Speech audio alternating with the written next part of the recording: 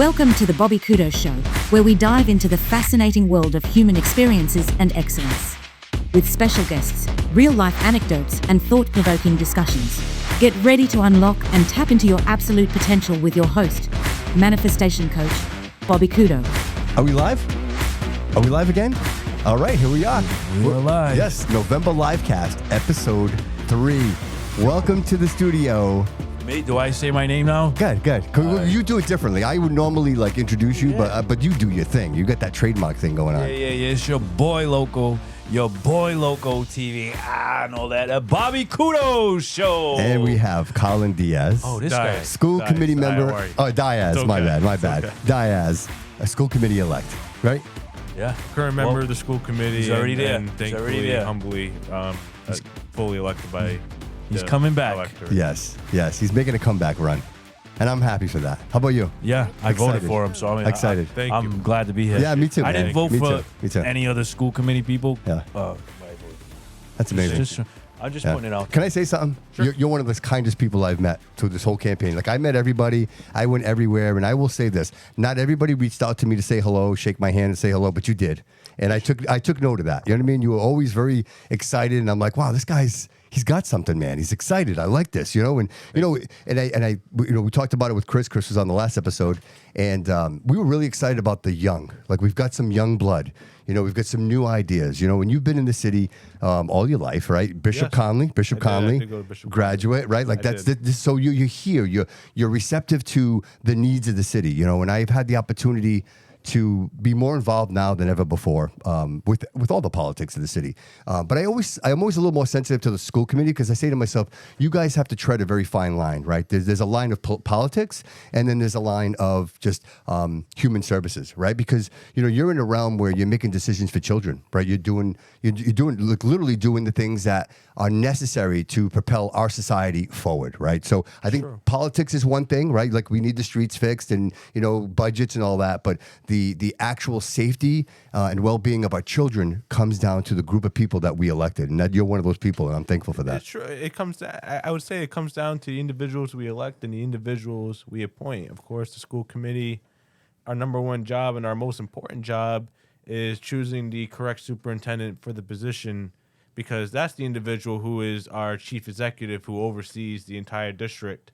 Our job, in which I'm hopeful with the individuals on this list, we have a lot of good individuals who were elected this time around. Mm-hmm. We can fulfill our duties when it comes to the budget, when it comes to oversight, when it comes to approving curriculum. So there's really a lot of important duties the school committee has, and I'm really excited to get to work with these individuals that were elected. Right. When I think of what you just mentioned, that's the day-to-day, right? You're dealing with the day-to-day. But you've been involved, this is your second time in, right? You were already here at one point. Yeah, I can explain, because it might get a little confusing. That's okay. Yeah, we should. Yeah. So I ran for office a few times now. The last time around, I ran for school committee. I came within 150 votes. I was 150 votes from Bobby Bailey, who I consider a friend and I have a lot of respect for. And I'm actually saddened he is leaving that time around. So this was 2023, November of 2023. The superintendent at the time, Maria Ponce, later in that spring of 2024, announced her resignation. Mm-hmm. We had a superintendent search, and Tracy Curley was chosen as superintendent, and again, I'm kind of saying, I'm simplifying it. We can get into it. Of course. And someone who I consider a close personal friend of mine and a colleague, Sarah Roderick, stepped down, and I filled the rest of her term, and just ran for a full 2-year term this time around. And the voters, and I'm very grateful for their support, chose me as one of their 6 candidates. Well, can I say that I think you earned some of this, and I just think to give credit where credit is due. I mean, I know that there was a big issue with asbestos, and I know you were involved in a lot of that and bringing some light to that and having some conclusions to that. Yeah, there's a lot of different issues that I wanted to tackle, and that was one of them, the asbestos issue. And that should never have happened. We have a school RPA, and how many kids you have there, and I just don't understand how we had so many different basically paperwork failures for the most part, just lead to $80,000 in a fine that has to come out of the public. It's not Right. It's not okay. Right. And a lot of that came down to we didn't have like a book. A lot of that came down. We didn't have a book of where we logged the asbestos. That was like the main issue. There were some issues around like having like the proper signage posted around where the undisturbed asbestos is. There were some reports that were missing. That's all things that should not have happened. Right. So, right. and the reason why we're fine is because a few years earlier, the same organization came down, Mass DEP came down, and also at the time gave a warning to the school committee and to the schools as well, I believe, for that exact same building. Yeah. So that's why they came down on us harder. But that's just one thing. I think going, what I want to give myself credit for is I didn't come in and play it safe. I really came into the position. I really advocated. I thought I advocated well in certain positions and really, again, get questions answered to inform the public and to, again, what you mentioned earlier is be a constituent services for parents who, will, of course, reach out with concerns as well. Yeah. So, well, and you think outside of the idea that it's the right thing to do, right? Like, I say it all the time. You know, I grew up in the city. I went through the whole public school system, and I know for a fact my mom, single mom, every time she dropped me off, when I got out of that car, in her mind, in her heart, she knew I was safe. You know, and I remember feeling safe. I never went to school and didn't feel safe. So No? You must not have went to Cuss Middle in went the to late Morton. 90s. I went to Morton. Well, there you go. Yeah, I went to Morton, and you know, and I hats off to so them. did both my parents Yeah. as well, Yeah, they were amazing. and my brother. Amazing people there, dude. I had a really great experience, and I was just me. Like, my older brother was much older. I didn't really have, that parental, mom and dad kind of structure. So the school was good to me, and so I know that she had that sense, and I would like to think to myself that our parents today drop off their kids, and they should have that same sense of safety, of security, of knowing that their child is going into not only an environment where the people around them care about their well-being, but that their environment physically is a safe one, like that there isn't asbestos falling from the ceiling. Like, look, I went to Durfee. I remember being in the courtyard. This is much younger than you, my friend, and throwing pencils, and the pencils would stick in the asbestos. Do you remember this? Oh, it might have been gone by the time you got there. Well, we used to smoke in the courtyards, I didn't too. last long We used in to high smoke. school This is either, how long so. ago it Yeah, was. my mom told me that you could smoke cigarettes In the at courtyard, Durfee. yes. And then when This we'd is sit the in the 80s. lunchroom, bro, we would grab pencils and we would throw them, and they would stick in the asbestos. And you'd have like a little asbestos. Nobody knew what it was. We didn't know what it was. And so many years, I mean, God forbid, like I hope nobody got sick from that. But at the end of the day, we didn't know what it was then. Knowing what it is now and being like, hey, this is danger. Like, we can't have our young children or young adults. Let me get up to speed. Yep. There's asbestos in a Fall River school currently.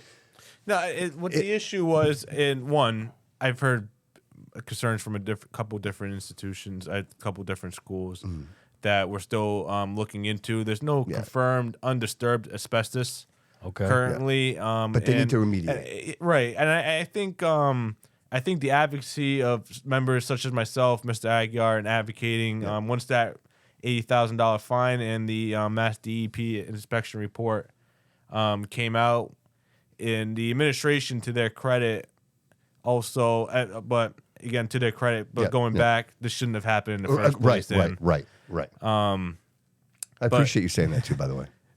Thank you. But they also, to our urging, push for testing of the entire school just to make sure there wasn't an issue. They never fined the school or the Fall River Public Schools for having undisturbed asbestos. That's an issue in itself. Yeah, right. However, we were able to just what's happening right now. There's a window repair renovation project going on.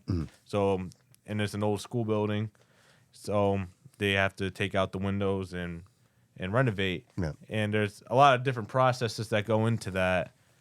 And a lot, because again, you're removing the asbestos that becomes disturbed, that goes in. Yeah, I do some of this. I'm involved in like some of our buildings. They're actually doing it right now, and we have older buildings. So there's a lot of paperwork, the a lot of containment. procedures. Yes, it's critical. It's important, and it's very important, especially when you have a school building where you have over 100 kids, at once that could be in that building. And don't forget about not just the kids, but again, you have staff members, you have members of the public that are going in. Yep. It's important we keep them safe. 100%. And that's the most important. I'm job sorry. of the school committee. Yes or no? There is asbestos in a school in Fall River. Yes? Or no? Undisturbed, no. To my knowledge. Undisturbed. Yeah, there's oh yeah, of course there's There's a lot of buildings that have asbestos. asbestos, Yeah, but yeah, there it's are. There are. supposed Yes. to be So, contained. Yes. yeah, okay. In an So environment where, like, back in the day, if you don't mind me, they used to spray it on the ceiling, like say, like an It's like an industrial area. insulation Yeah, type it's an thing? insulation, Yeah, exactly. yeah, yeah, yeah. And it would be on the ceiling, and over time, it breaks up and Breaks it up becomes and it- dust. yeah, So yeah. what he's saying is undisturbed means it's not in an environment where it's exposed to the human skin. Like I can't walk into space and asbestos fall on my face. But to your point as well, since that's come out, we've received some concerns over other buildings, which we're trying to hear back from Ms. Walm. One being the Pay Center on Durf, where we're going to be hosting in the near future a preschool program there, Okay. so more preschool classrooms. So, but right now, no. But Okay. again, whenever those concerns are raised and knowing that the history of the city, those things need to be yeah, investigated. it just right sounds away. crazy in 2025 to hear that undisturbed or however you want to. Like the answer should just be no. Right, Like, right. you know. But again, if you're gonna like a lot of these buildings, and like I'm not coming to anybody's defense here, but I only know because I'm in the industry. A lot of these buildings, it's code, right? You have to do code enforcement over the years. Yeah, and yeah, I yeah. believe the fine, correct me if I'm wrong, is because there's been some code infringements, like the actual, hey, listen, we're checking on this and we're checking the boxes, right? It's Oh, a lot. Most of it was in terms of code. It was paperwork. A lot of it was paperwork, paperwork. like violations, not. You're supposed to have a log. Yes. You're supposed to have an individual who's licensed, which we Yes, haven't had yes. for a while. Yes. Yeah. Right. And right. these things are on facilities. And again, why wasn't this in place already? And this is why this election was really important because, and I've been vocal about this, I feel we were not, as a school committee, as of now and before, having conversations of good faith, and we were not doing our duty to conduct proper oversight of the superintendent. Sure. I think that changes now, and what I think, and then you hear some in the community say, we're going to be a lot more aggressive. What I think is going to happen is we're going to be independent minded. I think we're going to be I all like that. Yeah. independent minded and make decisions and ask questions without fear or favor of anyone. And I think that's what's been missing from the school committee itself. And that's what I'm really excited about with this term coming up. Yeah, well, you know what, with Kevin Aguiar, it's just like, again, I think like I look at you and I say to myself, somebody like him to me, I'm going, wow, I want to do what he's doing. Like, what's Kevin doing, right? Like, Kevin is someone who I look up to, is someone who yeah, me too, bro, me too. who has given a lot of good feedback along the way, and is someone who does his job every single year. Yeah, And the vote, and obviously the voters reward him Sure. every 2 years, as he always comes in first place. Right. So. Well, because I think he speaks in facts. Like there's no fluff. Like he's He does, asking you he the does. question. He's very direct, and quite frankly, I appreciate the fact that he asks questions that he already knows the answer. Like Oh, he does. You know what Oh, I mean? yeah. And I Oh, think yeah. checks and balances are more important now than ever before. You mentioned the superintendent. And I think. Look, I don't want to call anybody out, and this is just Bobby, the citizen of the city. I think things become just redundant, right? You become when you do things a certain way for so long, things start to just fall away. And I always use the example of the trash on the ground, right? Like you're walking in a building, you see some trash on the ground that's there, and you walk by and you're like, oh wow, trash on the ground. By the third time, fourth time you walk by, you don't see the trash anymore. It's still there, but you don't become receptive to it. That's a really you actually really bring up a good Right, point. right, and I think that's you described it a lot better than I even could. We've become so used to not having that oversight, and I think you're gonna see a lot of changes. I don't know if that's where you're going with Yeah, it. 100%, absolutely, Business, right. business as usual, Right. as they say. I don't Fall think it'll River. be business as usual. Right. Well, I hope not. I voted. I think only one person I voted for didn't get in. So, I a lot of new faces, young faces. Yeah, yeah. And age is not a thing to me. Like I just think the younger people are more innovative. I think Sure. the older Agreed. people are wiser. Yes. And it's good to have A mix, right? a mix, and also the younger people who are guided by the older people who just maybe who lack the innovation. Sure. To do things a different way. Yeah, I think know? experience goes a long way. Oh, yeah, Loco. 100%. So and it's- I don't wanna- yeah, that's what I'm right, trying to say, Right, and but- then somebody like Kevin who has the state rep experience as well. Everybody I talk to, It's important having that Yeah. state house experience. you see it come into the meetings as well, and he's able to shed a new light. Yes. Especially when we're approving either curriculum or policies that tie into DESI, and he's able to give experiences. It's important. Sure. It's definitely Sure, important, so. sure. And then you're kind of shifting a little bit here, right? And you mentioned you're a para, right? You do that. I am right. Currently my position, I work special education para in Wareham. All right, and what's that like? I really like it. This is new. This is a new shift for me. I was originally going for my bachelor's in criminal justice, and I think I'm gonna finish that up. I have like the associates, but the bachelor's I was thinking of doing a few different things, and I was actually just having this conversation with someone who works there about, should I finish it up quickly, get my bachelor's for criminal justice, or should I switch to education? Yeah.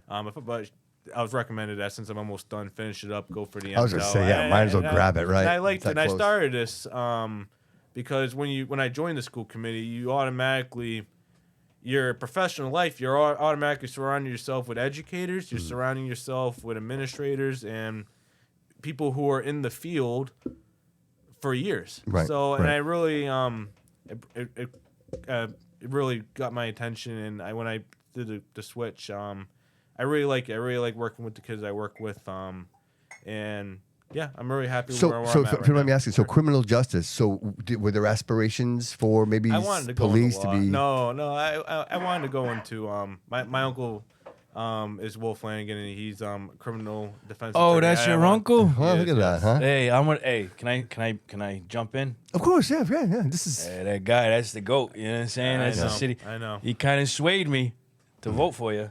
Not gonna lie. he's a good guy. Yeah. I genuinely. I was very humbled for his support, especially after what he just went through. Amazing, right? Like I tell you what, True warrior. Just quick story. I didn't know Will.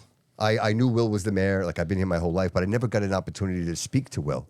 And so when the opportunity came up to have him in the studio and have an interview with him, I'm like, absolutely, I'll jump at this He's a opportunity. G. He's a G. Within the first 15 minutes of talking to him, I fell in love with the guy. You know what I mean? And so 3 hours later, we did a podcast. Like 3 hours later, I watched it. I remember that was a good podcast. and it was amazing, right? One of my best. And I'm saying to myself, wow, I made a new friend. This guy's great. I like Will Flanagan. I heard about him. I didn't know who he was. And then 3 weeks later, this tragedy happens. Wow. And I'm like, wow, this is right. Like, like out of like, it's one thing you hear these tragedies all the time, but to actually know the person and to, have a candid conversation with him. I felt like I know the guy, I know his family, I know his situation. And so it hit home for me, right? And I will be honest with you, like in the mayoral election, people were watching the show and I wasn't swaying one way or another. I was just kind of like, hey, look, I'm going to stay right here and I'm just going to kind of watch where this all plays out because at the end of the day, much like I ask everybody else to do what's best for you and your family, right? It's nothing personal. It's not that I don't like you. It has nothing to do with that. I'm just going to try to pick the best person for the job. So I really wasn't sure what I was going to do. And then this tragedy happens, and then things unfold, right? And you just watch certain things and the way people respond and the way people react and the things I have they to say. I think the community responded overwhelmingly Right. so well. Right. It's So the community, you say that, Colin, and I'm like, you're right. The community, the elderly people that were trying to save him, wrap him in, like whatever they could do to save him. But then the people that should have been the closest to him weren't. You know what I mean? Like, and I only say that not in this family. I mean, outside of this. Right. I mean, in the political realm where, people were saying things that kind of just shunned it off, like it wasn't a big deal. I think that's few in between. I think the majority is. So and just my point, I'm getting to a point. It is a very few. Get to the point. But the point being this is, What? it lit something inside of me, and I said to myself, you know what? I care about Will, and I want to ask him how he's doing. I want to see. I genuinely care how he's doing, and I don't want to do an interview with him. I don't want to do anything like that. So anyway, I reach out to him, and I'm saying, Will, I just hope you're doing well, brother. I didn't reach out. I didn't want to bother you. I know you're with your family going through this, and I didn't even press send yet. And he was already replying, Bobby, how you doing? I miss you. He's like, I would love to call into the show. And that's just the guy he is. This guy's laying in bed, recovering from from almost to death, right? We're talking, let's call it what it is, right? From my side of the world, as far as I know, and I might be wrong, the only mayor or former mayor to promote hip hop in Fall River and bring a major artist. We did a show at his place, and he brought Dave East. Dave East. I remember that. I was working there at the time. Okay. Yeah, he brought Dave East to Fall River. Like, I don't know. I'm not going to name other names, but that's the only mayor or former. So, But this just goes to show you who he is. He's connected, dude. He's connected. He really cares about the people around him. And when Yeah. you talk to him and you have a conversation with him, you see it. It permeates out of him. Like he genuinely loves his community. He loves the people around him. And so, it's like when I heard that, you're his nephew, I'm like, wow, it makes sense. You know what I mean? Like you can kind of see that you guys are very soft spoken. Like these just quiet heroes. That's just doing all this work in the background and really caring about people and putting yourself forward, because none of this is easy, Colin. Like people are headhunting. People just, you see the bad in people, but you see more good. But the bad, it's unacceptable. So to me, it was very important to have him call in and just to check in with the audience. And when he did, it was a moment for me, bro. It was a monumental moment. I've been doing this for a little over 10 years, and very few moments where I in tears, man. And to hear his voice and to see that he was doing okay, it meant the world to me, bro. It really did. It really did. I appreciate that. Thank you. shout out Big Will. Yeah, he's amazing. I know he appreciates it well. And he's doing a lot better. Me personally, just from seeing him, I think I see the improvements, and Sure. I think he came a long way. Yeah, and he's proud of you, man. I know he's proud of you, bro. Yeah, that's huge. Yeah, no, That's huge. Yeah, no, we talk often. Awesome. It was just from. I was gonna ask you, how you hear this news, right? You get the news, you hear this. I'll tell, and it's so just trying to. Sure. 'Cause Sure, of course. it was a really tough night, I would say, like emotionally. It's just one, he's your uncle, and two, he's like the mayor of the city, and love him or hate him, I think now most he's almost like a not folk legend, but like someone that people see Will. Hero. Yeah. Hero. Yes, yeah. So just Yeah. like if it were just anything, and when I heard about it, I'll say the story. So it's a school committee meeting. It was the Monday. It was a school committee meeting, and we're just getting on stage maybe 2 minutes before the meeting was going to start. And I see it was I found out from the mayor himself. He was looking over. He's like trying to I was like, oh, I'll talk to him. I'll talk to him. Like looking in my direction. I was like, all right. Well, I don't know. I was like, all right. What does he want?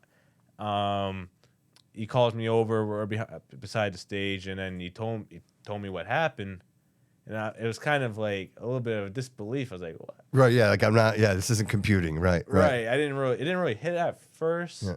I call my parents. I told my parents behind the stage, and then I go back on stage. Then I found out how severe it was, and then I left. I actually went to the hospital just to check in on my family, see how they were doing. And I stood there for I stood there for like a good hour or two, and then we found out he was doing better. We weren't able to see him, but when I found out he was stable, I was thinking like, what would he want me to do? And I of course I also have a duty to the public as well, so I went back to the meeting that same night. So I went to the. You hear what he just said? What would he want me to do? And what he would want you to do is go back and I think I think that says something, bro. I never asked him. I haven't man. asked him that. Yeah, you don't have to. You know it. You know it in your heart. Like that's because that's the influence he has on you, right? Yeah, I think that's what. So yeah, and then we finished up the meeting. So it was definitely just this I don't know, just and also something to take in as well is obviously there's a big community response. And with the community response, and I love the community response, as I just said. It was who would you go to if you're just a normal community member who is a fan? Where would you go to? And of course, everyone knew I was like his nephew, so a lot of people my family was receiving calls in the hospital. From members of the media. They didn't even know. We don't even know how they got our numbers. Especially me. I'm a public figure, so it's a little bit different. But like my dad, my mom been getting text messages like, "Oh, we know you're in in the hospital. Yeah. What would you like to make a statement?" And I'm like, so I stood away. That's what I'm talking about, right? Like these ambulance chases. How about the man, right? Yeah. So and I was just very. I was like, and then of course my phone was off the hook, like so many messages. like, and not saying like I'm happy people reach. Yeah, I reaching out, really right, am, right, and right, everyone was very right. gracious, and they were very sincere, and of course I passed on the message once he was able. I was able to like talk to him about that. But, just the response from the community, just like, so it was a lot to process. Like, even just like, I don't know if it sounds selfish, but for myself, like, just trying to like and then like, what would he like? Obviously, I can't ask him how he would want me to handle like so once he got a little bit better, like I didn't like I was like I had no comment.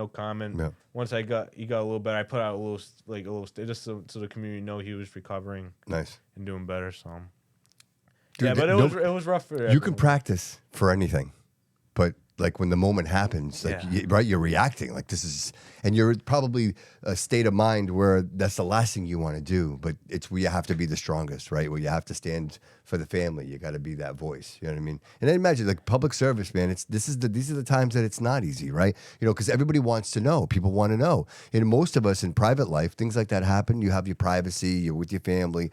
But when you're in the political realm and you're in the noise box, people are gonna, hey, statements. You wanna, like, everybody's just hungry and want to know. And they're ready to judge you too, because you're the, laws, and you have a lot of power. So they're ready to judge any little thing. I have no power. Well, more than he and I. Yeah. But they're ready. So it's like it's very. Where were you when you heard the news? Do you remember? Dude, I'll tell you what. Charlie Kirk, I heard from you.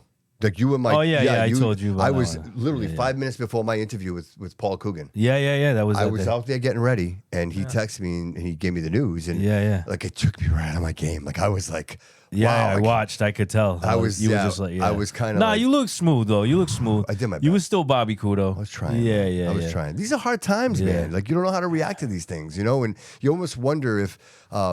Like, is there a level of acceptance of it at this point, right? Like, nobody's, like, shocked anymore when these tragedies... Everything's right here on the phone. Like, growing up, you'd have to, like, go on these sketchy websites to see stuff like what we saw happen to Charlie Kirk. Right. Happen to Will, more, yeah. It's just all in your... I'll be honest, I haven't even watched that. Well, I didn't even watch the Charlie Kirk, because that's just... Yeah, it's just... I tried not to, but it's like... Yeah.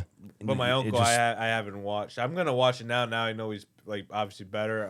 I haven't watched. I told him I was gonna watch the 911 call. I haven't even watched that one yet. But but just I don't know. It just feels it's like, surreal. Yeah. It's like wow. Yeah, you don't it's believe like it. Your own right? family. So it's, yeah, I don't know. Right. Like this is actually happening. Which brings me to my point, and it's something I wanted to bring up too. And getting back on the child safety and the school safety. I realized that the schools, like we consolidated, right? We went from a lot of schools to a few schools, right? So if you could just elaborate just a little bit on what are some of the programs that the schools have in place now for like school safety, for like like gun drills and active shooter situations. Yeah, so the way it's supposed to happen, and I can get you the exact details, but however, every single school is supposed to have protocols in place for like the lockdown, shelter in place. I'm not sure of the exact like protocols. I don't really think I would share that just for sure, of course, but there are supposed to be protocols in place, and I think personally, and we get the notifications every day of there's medical shelters in place. There's a lot of schools that weekly that go into a medical shelter in place that aren't really like broadcasted out there. If there's a medical issue either with a student or just an educator or a staff member, there's shelters in places. There's shelters in place if there's Nerf guns. I have more than once this week have received reports of just students having Nerf guns, and they think it's funny, but I could never going back to like when I was like growing up, like that's like that would be like a major why thing. would you though? Like why would you? Like that's I guess that's the first goal. Why would you bring it to school? It's right? a lot, and I don't know if it's just like a parent to student thing, but it just seems to be a lot more prevalent now. Yeah. However, the responses that from those incidents, I think were performed well just from the reports we received. But there's some incidences where we could be getting a lot more information on. For example, the last graduation, there was an individual that went to Durfee with a firearm, and he was asked to. I'm not sure if it was we never got much information. That's a whole other issue. Sure. That's one of the biggest issues I have right now. Yeah. With the administration is the communications and what we receive. Transparency, right? For exactly. Yeah. So we didn't even know what we never even heard about this until I inadvertently asked a question about an incident like 2 months later. Mm-hmm. And then we found out there was an individual with a firearm, but he was he can't go in a firearm with Yeah, school, right. So, So no gun zone. Yeah, gun-free zone. so incidents like that. Is it one of these things that, well, nothing happened, so we're not going to talk about it? That's what. So Yes, that's exactly that's 1,000,000% the answer. I get a question. So in an instance, what is the procedure? So when let's say Diamond, Durfee, whatever, right? Superintendent gets notified first of a situation like that. What's the procedure? Oh, the procedure again. I would outside know of the school. Outside of the school, who's next to be notified of a situation? Who's you're talking about the procedure just for notification? Yeah, like it would go to the superintendent, and then it's his or hers. It would be Tracy Curley then to give that information to the school committee. Okay, Whatever, and that's the way with any adverse situation. it sounds like we're supposed to be notified of any like issues that happen in the schools. Yeah, And it's sometimes unfortunate, and I could think of a number of times where we find out about an incident after the fact. For an example, and then this is not even just with safety, but with finance. I know we're just talking about before, and I know Mr. Aguiar really brought up this issue and brought it up well with healthcare. Mm-hmm. We have an issue of getting the information until like the last minute with many things. So like we're still, Mr. Aguiar, myself, we're still waiting for information on that, trying to figure out how we got to that point of the situation with the healthcare. Yeah. It looks like, from my understanding, it's more on the city. So basically, long story short, and I'll double check this just to make sure. So I'm just going to simplify it. When the city pays for or covers much of the health, there's an indirect cost agreement between the school department and the city, and it gets a little bit murky on what's covered as net school spending and what's not. For example, SROs are paid through by the city, even though they work in the school. Crossing guards are paid through the city, even though they really help out the schools. Healthcare gets a little bit more murky. Transportation is paid through the city, directly through the taxpayers, even though it's transporting through the school. Mm-hmm. And that's an issue I also like to bring up with transportation, why and I don't mean to go off track. So, cause that's a question I receive a lot from residents in this community. So the issue with healthcare, I mean with transportation is we're supposed to fund, the state is supposed to fund that at 100%. Mm-hmm. So it's a mandate because the state has certain requirements around transportation of pupils to and from school. Mm-hmm. And because that's a mandate, by law, they're supposed to provide the funding for the transportation, which is not funded at 100%. It's underfunded, which makes it an unfunded mandate. Okay. So last year, I pushed for this, the school committee passed, asked the city council to file what's called what's the exact word? An unfunded mandate petition with the state auditor, which would get basically, if it goes in our favor, we receive a determination letter, would open up a lot more avenues for funding to come in through the city, and that would help alleviate the burden. That's money that comes directly from the taxpayers of the city, and we can alleviate some of that burden on them. When this came forward, school committee unanimously, I know a lot of individuals say the school committee argues a lot, and sometimes we do. Right. However, that was one we came in unison, went to the city council for them to file, and it was referred to corporation council, and we still haven't heard back since. So that's one issue I'm really going to be tackling this year, because I think that's the one way that we can help with the transportation issue, and at the same time help city taxpayers, which I think is what we all want. You guys want to take a call? Yeah. Let's do it. How about it, Haley? How are you?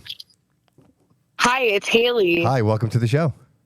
Hi, Haley. Haley. How are you guys? You're on with Colin sorry, I Dias missed you. And Yes, loco. I do remember calling. I'm sorry, I'm on break. I'm on break right now. I was supposed to be with you guys Oh, tonight. I remember. Yes, that's right. We worked. How are you, Haley? Good, good, good. Hi, Colin. Hi. How's everything going? Doing good. How are you? Good. Congratulations on Thank your you. win. Appreciate that. You're Thank welcome. Good. How are you doing? Good. you. Yeah. No, how has everything been with you? Everything's been good. How's your uncle doing? He's doing a lot better. He's definitely I would say like just seeing him, he's a lot better than he was last week, and last week he was a lot better than he was the last week. So I think he's recovering. Well, that's good. Great. Do you have a question for him?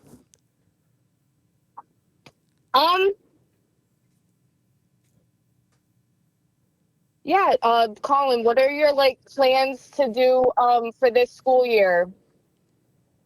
Yeah, on the school department level, and I apologize if it sounds a little bit technical. I'd say first and foremost, we need to do what we need to do is address some policies. Go right down. We have many outdated policies just from when we were kids in 2010 that need to be addressed. So that's one. Two, one I just mentioned is, again, to try and help the taxpayers. We need to really address transportation and address the indirect cost agreement that we have with the city and see how we can, again, help the city and also try and bring the cost down on transportation, and which I think we can do with advocating with the state and doing some things like that as well. And really just continue, I guess for myself, it's just continuing what I've been doing is speak with parents whenever I can if they have an issue or concern they wish to bring forward, and just try and help people. I think that's what we need to do there. And again, just work with the committee. Two more things as well. There was I'll send you this report, Bobby. I did send it to the Fall River Reporter, and I think they're going to do a story on it. Mm-hmm. There was a report that highlighted many issues within facilities. Yeah. Thanks for calling in, Haley. We're going to move on, but thank you for listening, okay? Thank you. All right, go ahead. And HR. This projection is for this year, Mr. My bad. Sorry, yeah. Sorry, guys. Oh, that's a really good video. I got the next one up. I got it logged up. Go ahead. So there was a report within facilities and HR, which highlighted many different issues in terms of how investigations are handled, in terms of finances and asset management within facilities. So my position, and I said this at the meeting, Mr. Aguiar's not voting for any new raises until we have a new school committee. I concur with that, and I'm also personally not voting for any contracts for HR and facilities until we have a new school committee and we can have the appropriate oversight. Amazing. I like that. And I like again, that. what needs to really happen is we need some audits. And and I know people like to throw out audit this, audit that, but we have specific reasons for why we need audits. For HR, we've received many different complaints.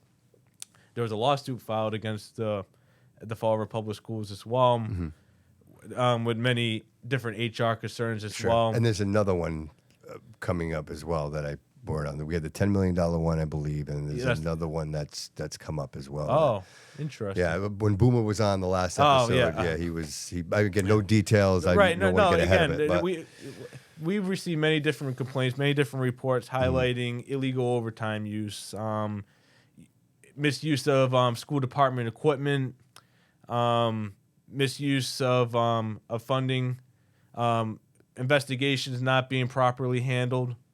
Incredible investigations as well that outside investigators have already deemed these complaints to be made credible. Wow. So there needs to be in HR and facilities comprehensive audits to see where our money's been going there. Yeah. And that's what I'll be calling for in the beginning, and we will follow it from there. Do you think it's fair to say it's a lot of complacency, right? So yes, just a lot of stuff going everywhere, and nobody's keeping track of anything that's going on. I'd hate to think that a lot of this is just. I think I don't mean to interrupt you, Bobby. Please. I think the issue is poor leadership at the top, and that's what needs to be addressed first. Yeah. And at the top of what? The school department. And that starts with the superintendent. Superintendent, yes. Who is it again? Our superintendent currently is Tracy Curley. Yes. And again, that's not Never heard of it. Well, just so people know, that was a mayoral decision, right? At the end of the day, it was kind of like a. Well, it wasn't unofficially. Unofficially, my opinion yes. is I mean, it let's was just a call it. mayoral- Let's just call it what it a is. I mean, mayoral wait, decision. wait. In the way and just to go back. Yeah, and- because I think Anna would have. Go ahead, I'm sorry. Right, and just to go back just to that, because a lot of this ties into it. So if you go back, and I don't know if you talked to this about Kevin. Kevin talked about this. Or He not. did mention. The process was flawed. So first of all, the mayor himself. So just so the audience knows, we're talking about the appointment of the superintendent of schools. Yes. Go ahead. Sorry. It's not a voting thing. It's an appointment. It's voted. It's voted. It's supposed to be voted on by the school. Let him. I'll explain. Because I know I'll some explain. things are appointed. Exactly. Yeah, check this out. Like parks and. Yes. No, I'll explain in detail. Well, yeah. So, as I was saying before, Maria Ponce resigned, or announced her resignation. There's a process for the end of the year. There's a process to pick a new superintendent. School committee votes to employ the services of the Massachusetts Association of School Committees, which is another issue I'll talk about after, to help with the superintendent search. So what happens is the mayor decides to create his own a subcommittee, which again, this violates school committee policy. You can't just create your own advisory committee to advise the school committee without a vote of the school committee. He appoints all the members. Again, some of these individuals, and that's not to say the individuals that were appointed are Right. but it's just a point that he. It just worked out. I do what I want. That it went against, but it's just a point it went against policy. Sure. And they went through a superintendent search process, this advisory committee, with the help of the MASC. They have 4 individuals that they recommend, one being Tracy Curley, one being Anna Riley, and 2 other individuals as well. I believe the superintendent of Middleborough and another gentleman, I don't even remember his name. So you have those individuals who are recommended by the search committee to come before the entire committee. And the committee at the time chose Tracy Curley. And even though there was more, the resume for Anna Riley was a lot more extensive. She was superintendent of the year, as we know. She was in also Rhode double. Island. She was doing double duty, right, as a principal. I don't even know that, Yeah, but again, the record's extensive. Yes, obviously, yeah. very There was well a lot. qualified. She was doing a individual. lot. She was doing a lot. And that's why Dr. Rodericks, I believe, resigned as well, because this is the way the process played out, and that rubbed people the wrong way, obviously. And Well, those who knew, like the layman's, we didn't know what was happening. Yeah, I'm a Like, lame. I have no we idea. had no and idea. Right. that's another issue as well. I think as an issue with local media, I think sometimes we need to do a better job at getting information out there. But Sure. I'm not. Anytime you want, Mike. Me casa will. su casa, brother. I will. Yep. No, definitely. Definitely. So that's the process in the nutshell. It was I believe it was originally a 4-3 vote, and then Sarah resigned, Dr. Rodericks resigned, and then I think Bobby ended up voting for. So it ended up being like 5 or 6-1. It was just Kevin, Mr. Aguiar and Dr. Rodericks voted for Anna Riley, which I would have, if I were on the committee at the time as well, I would have voted for Miss Riley as well, or Dr. Riley. Everyone I've spoken to said the same thing. But go ahead. Right, and so, but again, so then Dr. Rodericks resigns. I come on, and we have Tracy Curley as a superintendent, and we have gone on from there. And it's been what it is. And again, It's been what it is. Yes. And I'll say this, and I'll give him credit. Boomer has been saying a lot of these things, right? And he actually, I'm going to play a clip for us if you don't mind. Yeah. And he's been. It's funny because someone shared this with me privately, and then I watched it. And credit to the Fall River Reporter, it's his video. And so let me just lower this real quick. Wow. Yeah, we don't want Joy. There's one thing that.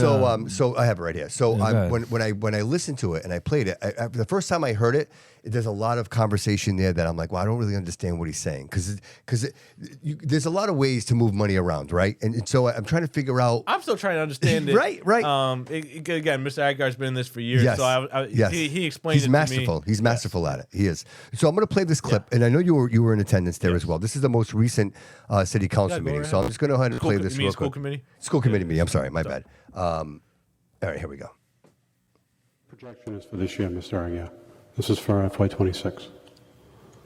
So you asked for an update. Yeah, I understand For this year. that. We haven't received anything that indicates how the hell did we go $5 million Bobby, can I over net school spending on I was healthcare? wondering if I can Sure. kind of just like at like certain points 100%. like kind of Monday morning quarter Yes, kind of yes. decipher. I a would little bit. love for you to do that. Yeah, so it's right there. Yep. So you see, you hear that theme a lot. We haven't received anything. We haven't received anything. We haven't received anything.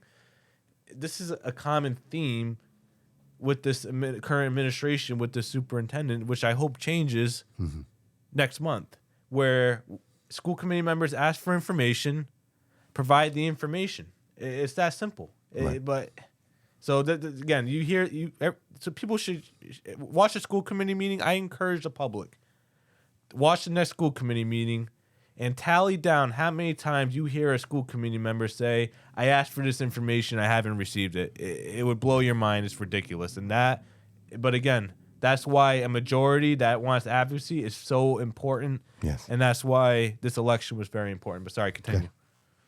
Other than a straight number and said the city took care of it, and thank you very much. Short of that, we haven't received anything, as far as I've seen, that says, how did we go over that amount, and that we're not going to go over that amount now? Do you understand what? So yeah, you heard it again. So I mean, you could play a little bit of it, but so basically, we went over the amount. We had no idea about this until the budget report. So we're all blindsided. Mm-hmm. And who's that presenting the report?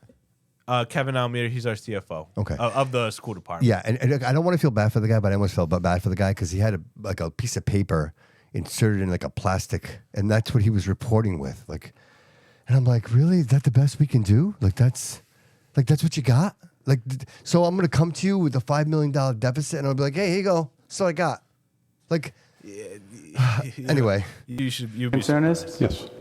And I can see what this projection is. What I asked the superintendent for, which I'm sure is coming, is these documents for each month last year, so we can figure out how did we get to the point of being $5 million. So there's monthly We didn't just reduce- budget reports specifically for healthcare, and that's what he was asking for. So at some point, we suddenly just went $5 million over. And again, this comes out of the city side. The city paid this.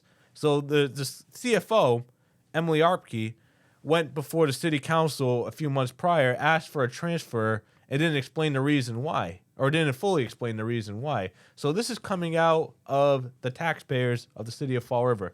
School department wise, it was paid for out of the budget.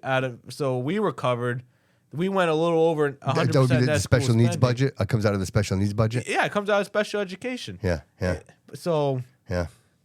and it's unfortunate, but again, it was paid for. It didn't hurt anything in special education. No, right, but because the city paid for Exactly, it. But exactly. It's more of the you got to communicate to the public. And Right, again, right. I don't know why it wasn't mentioned. I understand we just had an election. Who did that have anything to do with it? Maybe. It cost by $5 million, I guess, is my struggle. Correct.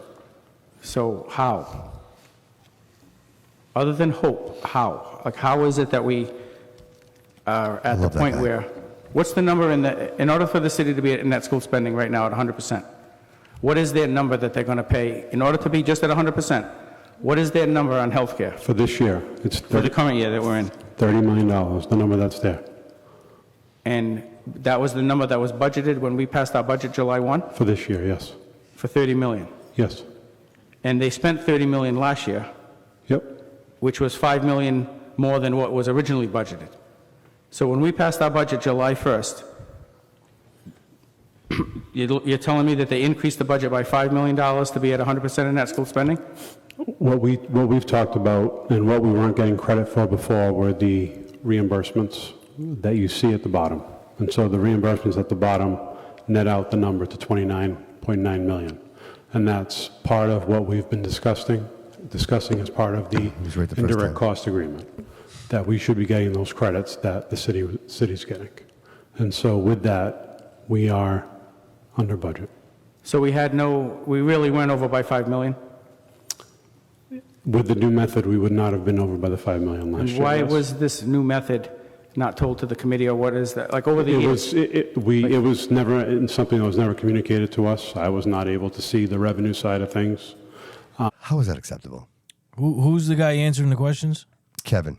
Answering the question, yeah, they're both named Kevin. Yeah. That's Kevin Almeida. He's the CFO of the school department. Okay. What I'm suspecting, and seeing when he said how he wasn't able to see the city numbers and the and I think something similar was said how I think there was a miscommunication between both CFO of the city and the CFO of the school department. Don't forget, you had a turnover there. You had Bridget Alman originally. She, I believe, resigned or went to another position, and we had some influx. And I think that's why it's really important to keep your position staffed. Having this influx of city administrators coming in and out, CFOs coming in and out, having interims, and not having really permanent structure there. Right? There's no consistency, right? Exactly. Right, I think there's no consistency in the communication, and the plans might change as well. Which I think if you watch the budget hearing with the city council, I think you saw a lot of that. So I think some of this came down to the changing of inconsistent planning and lack of communication between the city and the school department. So, and you'll see it at the end of the video. That's why I asked we need to have we usually have a joint meeting once a year. We need to have one sooner than that. Sure. I think in January with the new committee, just so we can get some clarification on the healthcare going into this year and the and as I said, the indirect cost agreement, which again covers a lot of different again, the SROs covers SROs, it covers crossing guards, and covers different things such as that. So. And the trust fund, and in full transparency, we, working with the treasurer, it was determined that we really should be getting those reimbursements. We've never got those reimbursements ever. Previously, no. So for years, if we did take these, they've been Yes. not giving us $5 million a year. For how many years has that happened? I couldn't tell you, Mr. Aguirre. And we still do claims? I'm sorry? So when we do the 100% of net school spending forecast, Yep. we still do claims at the end, like it's the actual claims of how much Yes. it's costing our people. Yes, we do. So you're telling me that at that time, we never took all these years? And I think sometimes in general, sometimes we talk with I don't know if the word's jargon, but we kind of sometimes say language that words. And I'm still trying to understand as well. But my understanding is that the claim is like the actual claims that people like. We go by the claims. Like if you're sick, you file a claim. That's what we go by. So just so if anyone had a question on that. Never took $2 million off grant reimbursements. Well, last year, so I can tell you that the revenue last year was higher than the normal. But no, we never got credit for that in the past. So when we have these documents, it's never said grant reimbursements to try to net out the money? Just grant reimbursements. It's never those other. Okay, so the top one, because I recall seeing that myself. That's always there. Max or rebates, 2.1 million. Is that for some prescriptions? Yes. So we never got anything, and nobody on our side picked it. But we got these documents that look like this. This is what I prepared. Oh, you prepared. It's not that. And this was Gallagher doesn't give us something like that. No, this was after our meeting with the city. So, who knew on the city side that we were getting these reimbursements and not getting any credit for it? So therefore, the city was under net school spending by X amount of dollars. Like, who knew? They would have known. The city would have known. And they just. Who is he referring to when he says the city would have known? He's referring to the finance team. I'm assuming he means the CFO, the treasurer, the auditor, the central team, possibly. See, that's the thing too. I'm glad you brought that up because that's very. And if I were to go back at that meeting, I would have clarified that. But I don't know. I don't want to play Monday morning quarterback, but. That is a really good question, like trying to determine exactly who, but he's referring to the finance team. But I'd also like to know if that means the mayor's office knows if just not even just just to say, are you, Mr. Mayor, receiving like all the Yeah, like, right, right. Are you the guilty by information? omission? Like, do you know this information? You're not sharing this information? No, I wasn't even going with that. I mean, that could be it, Yeah, but right. I was also going with, are you getting the proper information from your Right, own or do team? you not even know? Right, Yeah. which, and I think in both cases they're not good. Right, in either No. case, one you should know, and two, if you know you're not saying anything, not good in either case. No, Like, and I had a similar incident with the city when it came to current with the Pace Center. As we just discussed them before, Pace Center is going to we have the auditorium, the Eagle Auditorium in there, and we also have the Pace Center. We're also going to be using that for preschool classrooms. So there's an issue with the roof, and they're using the ARPA money still to this day to fix the roof. We've heard from the city, from the opera director Kara Hum, during our city council meeting, that there's going to be more than just the roof, that they're going to be fixing some classrooms. And when we have a classroom size crisis in the district right now. We have classroom sizes that are over capacity at many different schools. which is why it's And critical the role that you play today, it's- right? Right. It's very critical that we find spaces wherever we can. So it's important that we find out what classrooms are getting renovated, how many we can open up in the next year, FY27, FY28, FY29, without having to go to like a new school or renting out more property. Right, right. Just using the property we already have. So they came before the so there was an update during a prior meeting. This was over the summer, and I didn't like the response I got from the mayor. I thought we could have got more. Just from the fact I don't think there's enough information provided. Right. So that's just one example. So I just wanted to show you that there's a pattern, Sure. a long pattern Yeah. of When you say inconsistent that, I was going to say the same information. thing. I see patterns. Yeah, I do. Where's this Pace? Is that Silent, the, even Sorry, though buddy. Go Nagel ahead. Auditorium. Is that the where is it? Nagel Auditorium. Oh, Derby. Yes. We Oh. still have the that auditorium. The auditorium yeah. is turning into a. No, the auditorium is staying how it is. There's still some classrooms and some built space around it. Oh, around the we should be like Yes. woodworking and all that. Yeah, so No, that that's- auditorium's staying. That auditorium's actually very valuable. I Yeah. actually just talked to someone from the Army band who gave me the whole rundown on how that auditorium is very useful, and there's certain characteristics about it that, and I can get you the exact Well, it's but historical. there's historical Yeah. characteristics about it that shouldn't be touched. So Wow, it's like a monument, right? Yeah. All right. they had to pay us 1.9, 3.5. I'm really having a struggle with this stop-loss reimbursement, $2 million. We've had stop-loss reimbursement on our paperwork for healthcare since I've been on this committee for 20 years, and I've seen that. What is stop loss reimbursement? I'm gonna get you the exact definition. Yeah, because I hear it, and I want to know what that is because I think it's very important to what he's getting to, the point he's trying to get to. For 20 years. Now we're saying we didn't know that it was $2 million? I'm telling you that the numbers weren't as high in the past, and that that's something that we talked about that really we should be getting credit for as part of this. Right, well, to be fair, I've said this in public meetings over and over. In order to be fair, 100% of net school spending is net. Correct. Like the city gets a Medicaid reimbursement over $1 million and we get zero, but it comes out of the special ed budget. So technically speaking, the city isn't necessarily funding us at 100% because they don't net off the Medicaid.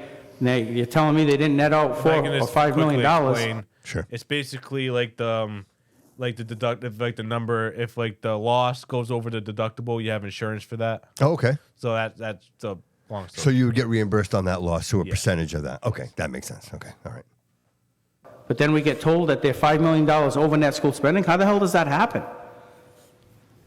When we send the end of the year report, who signs off on that to say that we're that much over? So we're not $5 million over. We wouldn't be with this, using this. We shouldn't be, because it's common sense. If you're getting reimbursed this money, what is this, like this new girl that comes down to City Hall to say that the Ozempic went up, so that's why we're out $5 million? So she comes out with that nonsense, and really, it was $4 million? And we're being told, oh, it's $5 million over? Like, nobody else has any concern about this? We're told one thing to millions of dollars, and it's just, oh, okay, we're sorry, we're over. Never mind the fact that like, it's probably something similar with the other piece of being over for pensions. I didn't even ask about that, but this is something that is just, it's perplexing to me to say, how are we here? Now we're saying, I'm glad you're being honest and telling me something's going on that it wasn't. I have nothing to lie about, Mr. Right, I'm just saying that I've been asking for months now, since the There it is. And interim CFO went to the city hall. I'm telling you now what Yep. I'm aware of. That's And I appreciate you getting that information. But it's disheartening to sit down and watch a city council meeting when we have an interim CFO come before the city council, start telling us it's because everybody's taking Ozempic, that's why the costs are going up, and then doesn't tell the city council that we're going to be over by 5 million, but then all of a sudden comes out, they're over 5 million. So now we're wondering, at least I am, what in the heck's going on here? There's got to be something here. I've said this over and over. Now we find out, oh yeah, there was something going on. When it's convenient, they just say, we didn't tell you about this reimbursement, so we don't net it out. I don't know how anybody can sit on this stage or the city council and have any faith in the city doing anything with the healthcare, because this is quite honestly unacceptable. So I will await all the information from the superintendent that I asked for earlier, because obviously something was going on. And guess what? Something was going on, and it's millions of dollars difference. With that, I yield. And if you watch the city council meeting when Councilor Ponte really hammered on that issue, try with the follow up on to get the answer on the city side, I felt like there was some Shenanigans. I just felt like the answer was there was no straight answer. There was absolutely no straight. Yeah, answer. when there's an straight answer, like immediately my brain goes to shenanigans. Like, why aren't you just being upfront with me? If you tell me the truth, if you tell me what happened, then we can find a solution to that. But what I think a lot of it, Colin, I don't think they know. I think it's just they don't know, right? I mean, maybe some of them know, but I mean, a lot of them don't. Jordan Sylvia. A lot of them don't know. You know what I mean? Oh, the show just took a turn for the worse. Oh no, let him on. Let's. Please, You sure? All right, I'll do it. Oh, I'll do shit. it. Only because I love him. Jordan Sylvia, welcome to the show, buddy. What's up, buddy? How are you? How you doing? How are you? Can you guys hear me good? Loud and clear, No, bro. We got nobody can Colin, hear Loco, and you got Jody on the Who boards, is this brother. guy? Oh, wow. I'm sorry to hear that. I'm sorry for you guys if you can actually hear me. What's up? Loco, what's up, buddy? What up? What up? How are you? Oh, and Jody, my man. Yeah, he's. Dude, I had some crazy echo. Hold on. What's Yeah, up, it's my because you guy? have you must have your Facebook still on. Shut Yeah, I that up. just shut it. Don't you know when you call a radio station, you're supposed to shut the radio off? That's like Radio 101. I'm trying to shut Did you ever everything call but in you on guys. Friday nights and you didn't call a request in for Jen? No, I'm like a slow person. I have 500 apps running on my phone in the You background. never called WSAR? Right? Didn't you call WSAR? Don't you know you have to have the... I think we need to cut him off now. I heard he's banned from there. What are you doing over there? Gee, what's up with this? Something's going on. Look, either you're playing with This your is phone, awful. you're in the McDonald's drive-thru. Like, I'm starting to get a complex here. Dude, I'm working like a slave right now. I know you are. Listen, can I say something real quick? I mean, I don't want to take the energy out of the show here, but I'm gonna. I had the pleasure of working with your family on Tuesday. I spent the whole day there, and can I tell you, brother? Like, they are fierce. You have an army. You have raised an army. They are unstoppable and amazing, bro. Amazing, dude. I've never seen kids working so hard and determined, bro. Like it was just amazing. Oh, you guys were putting them to work hardcore too, Yes. bro. You got to understand. You too. were like, can I get a pizza? You're like, all right, give me 20 pizzas. All right, I'm coming back 2 minutes. Give me 20 more. That's exactly what it was, dude. You're not even exaggerating. We did 78 pizzas, was it? 78? You should have seen Bobby. He was just sitting there watching them drinking Coke and stuff. That was it. Did Yeah. nothing. But seriously though, I think the work you and your Bro. shop did on Veterans Day was phenomenal. What? Yeah, I was working. Yeah. He was working. Do we have your? This is What are you doing? Are you watching? Hey. this? Do we have your attention? I don't feel like we have your attention. No, I'm working, Bobby. I'm working like a slave. I'm at a house in Rhode Island, dude. It's nuts. All right. Well, give me Hold 30. on. Give me 30 seconds of your undivided attention because I got. Let me Colin do here. this, Bobby. Hold on. Let me see. I'm just trying to find. Welcome to the show. I know, right? It's the Jordan. Jordan Trying to show. get rid of this delay. I'm telling you. Let me call you right back. Yeah, back. sure. Call me back. Were you just Call you right back. 1 sec. Bye-bye. were we just admitting to child labor? At Florentina, child labor. Dude, they work hard over there. Yeah? They do. They work hard over there. Yeah, it's good. Child labor's good, dude. Child labor is- Hey, I was 13 years old. Like my first job was CETA. I worked for the city. My first job was for the country club. I was like 16. I was a For a country club. My first Join job was Sylvia. community service. Should I give him another shot here? Should I give him one more shot? Yeah. All right. Only because Colin said so. All right. No wonder why WSARB. All right, buddy. We got you You. back. We got you back, buddy. All right, let's see if it does this again. Welcome back to my YouTube channel. I'm telling you, Bobby, it's on your end. I have every app closed, Yeah, and I'm just hearing a I can't hear. 15-second delay. Yeah, I have, dude. You sure your Facebook is closed? I swear to God, Yeah, 'cause I hear everything is nothing, off. right? Everybody's good here. I've had a couple of That's calls all right. already. Yeah, I'm not sure, buddy. That's okay. Hey, real quick, bro. Go ahead. I appreciate the kind words about the pizza place. You know, yeah, it's definitely like it's a mad delay on me. It repeats everything I'm saying in every 10 seconds. But listen, Colin Dias, had I known Colin was going to be there, I would have called earlier. But that kid has my respect so much, bro. Of all the politicians in Fall River, he knows how I feel about him. I just love the kid. And he's trying to get financial literacy brought to the kids of Fall River. I've been saying that will be the one game changer that will fix the city.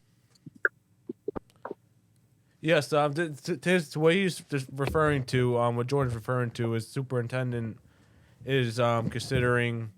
Oh, I apologize. The superintendent is considering bringing on the book Rich Dad Poor Dad, and I know Jordan's been advocating for that. Yeah. Oh, that's awesome. They should all read that. I've read it. He actually, when he came into the studio, he brought me a copy, which is always great to get something like that. But that's an amazing book, and I think we should. I think that should be something that, look, again, I keep saying it. Give children an opportunity to know what's out there. If they don't know that these are opportunities, if they don't know, listen. I wish, and you know, it was a different world for me, right? I lived in a world where we were told work. Go to work. Like even in some cases, quit school and go to work. Like, but it was the textile industry. Like everybody was making a lot of money with Quaker Fabric and Swan Finishing, and like there was all these factories. So the jobs were there. As time goes on, a lot of those jobs, Quaker Fabric leaves, right? There's no more Quaker Fabric. You have all these positions that are gone, and now people are kind of just sitting there going, well, what do I do now? So I just think if you're giving the children an opportunity to do other things other than just grabbing jobs that are available and inspiring them to say, hey, you know what? I can be a musician. I can be a chef. Bobby, the only thing worse than not getting an education is getting a bad education. And I know that's going to piss off a lot of people, but I think that's what we're doing in Fall River. Yeah, well, and I think a lot of it, again, having a new school committee in place, having a lot of younger minds in place, you know, and then you having, you know, the people with experience like Kevin. I think all of this together, I think we positions us in the best way possible at this point, right? Like where we are right now. I you know, I can't say that everything always works out the way you want it to, but I'm very optimistic that the people are in place now, you know, have our kids' best interest in mind, and you know, I think they're worthy of an opportunity to like again. Like How about this? Bro, how about this? You're assuming the people making the decisions even have the capacity, right? Mm-hmm. Like my thing is like, show me the results. Show me you have financial literacy success in your life. Mm-hmm. Then I'll start to think you even know what you're talking about. And I'm talking about the people who run the schools. Mm-hmm. Paul Coogan himself. Right. Right. Well, I mean, again, when we talk about establishment, long-term establishment, I think things just become normal. Like it's just done this way, and you're doing it this way for so long that it becomes normal. You know what I mean? And now we realize that these are the consequences of doing those things that way. And now we're looking going, wow, where did all this money go? And why do we have all these lawsuits? And what do you mean there's sexual assault in the schools? Like these are things that are beyond acceptable. Like we shouldn't even, right? You know what I mean? They haven't even, this lawsuit, and I'll be completely honest, the $10 million lawsuit, we've had zero conversations about that lawsuut. The mayor won't let it happen. The administration won't let us talk about it. And that needs to that's the type of nonsense that needs to change. Right. But see, in that, and just kind of talking about the establishment, there are people involved in that lawsuit that would make him not want to talk about it, right? And I think that's part of the problem. And again, I'm not calling anybody out. Is this still the asbestos one, or is this a no? different one? This is a sexual assault allegation. I thought that. The freak offs. Yeah. Loco, the Diddy freak offs. Oh yeah, get that baby oil. And there were some names there. There were some people that are named in that lawsuit. That it's a huge Guys, let me Bobby, let me end on this one thing real quick. What's going to happen? We're going to get normal people that don't go to those meetings.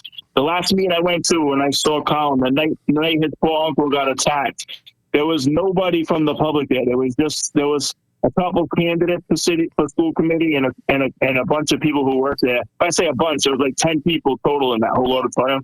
We're going to fill up those auditoriums of regular people, and we're going to steamroll all the politicians and force them to do what we want them to do. That's the only way it gets thick, bro. Yeah. Well, and I think if we get the right people in place, they're going to want to come along, bro. And it's not so much having to force them. Yeah, as long as we're fighting for the right thing, people will come along. 100%, dude. I believe that I love you, brother. I'm going to let you guys go and listen on Facebook. I appreciate you, brother. Yeah, Colin, I love you to death. Loco, I love your antics too, buddy. Yeah, I want to talk to you soon. We need a special pizza. Later, over at the guys. shop. We got to call it your boy Loco. And special. Jody, I'm seeing Jody at my house this weekend. He's coming over. Oh, boy.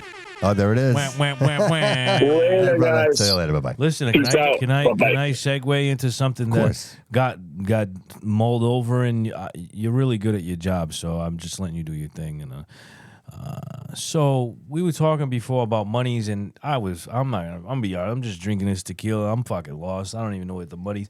Okay. The 5 millions and this and that.